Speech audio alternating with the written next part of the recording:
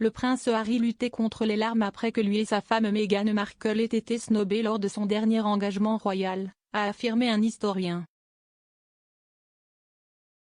Aujourd'hui, les membres de la famille royale devraient assister au Commonwealth Day Service à l'abbaye de Westminster.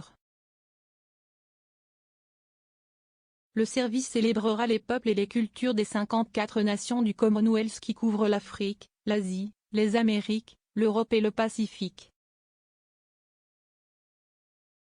Bien que la reine Elisabeth II ne soit pas présente, le service marquera le jubilé de platine du monarque et célébrera sa relation avec le Commonwealth. L'événement traditionnel a été annulé l'année dernière, pour la première fois en un demi-siècle, en raison des restrictions liées à la pandémie. Des membres de la famille royale sont apparus dans l'émission spéciale télévisée de la BBC, A Celebration for Commonwealth Day, une émission qui rendait pratiquement hommage au Commonwealth et à son histoire.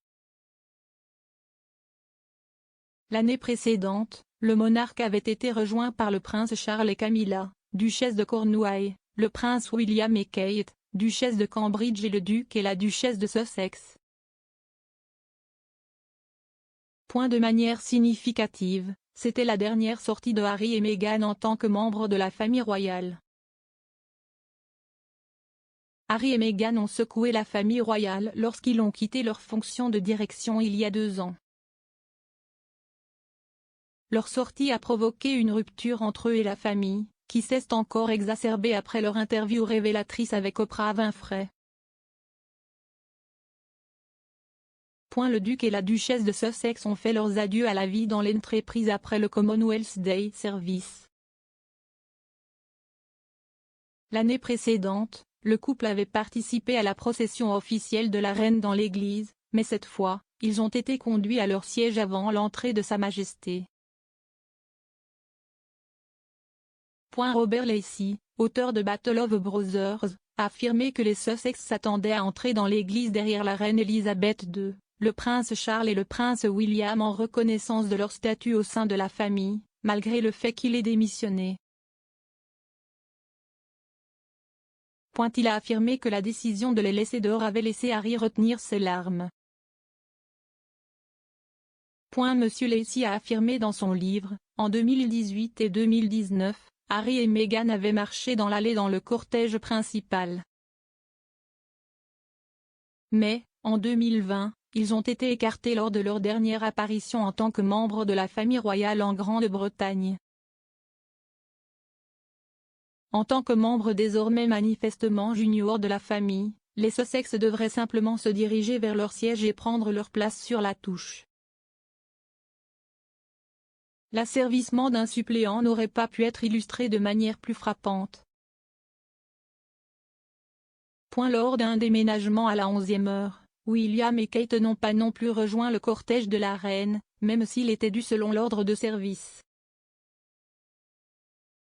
Monsieur Lacey, consultant sur la série Netflix The Crown, a écrit, à quelques minutes d'intervalle, les 2 princes et leurs épouses se sont glissés tranquillement dans leur siège, puis se sont assis en attendant que la reine et le prince Charles se transforment en splendeur senior dans l'allée. Le seul problème était que 2000 ordres de service avaient déjà été distribués autour de l'abbaye, expliquant que William et Kate entreraient et traiteraient avec le principal parti royal, et ne faisant aucune mention de Harry et Meghan. Donc, il y avait le camouflet en noir et blanc, exposé à la vue de tous. Les observateurs ont également noté que le visage de Harry était assez tendu et sans sourire, et que lorsque William s'est assis près de lui, il a à peine salué son frère. Tout au long du service, Meghan a mégawaté avec son plus beau sourire à la télévision mais, au fur et à mesure que la cérémonie avançait, Harry semblait devenir plus sombre. Selon un observateur, son clignement accéléré des yeux a même suggéré qu'il aurait pu retenir ses larmes. Peu de temps après, Harry et Meghan ont déménagé aux États-Unis. Le couple réside maintenant dans l'enclave aisée de Montecito, en Californie, avec leurs 2 enfants, Archie, 2 ans, et Lily Bay, née en juin de l'année dernière. Harry est retourné au Royaume-Uni 2 fois depuis leur départ, ni avec sa femme ni avec ses enfants. Les prochaines célébrations du jubilé de platine de la reine ont remis les tensions royales au centre des préoccupations, avec une incertitude quant au retour d'Harry et Meghan. En janvier, il est apparu que Harry avait déposé une demande de contrôle judiciaire concernant une décision du ministère de l'Intérieur qui l'avait empêché de payer personnellement pour la protection de la police métropolitaine. Le duc voudrait retourner au Royaume-Uni avec sa femme et ses enfants, mais ne se sent pas en sécurité pour le faire sans une telle protection.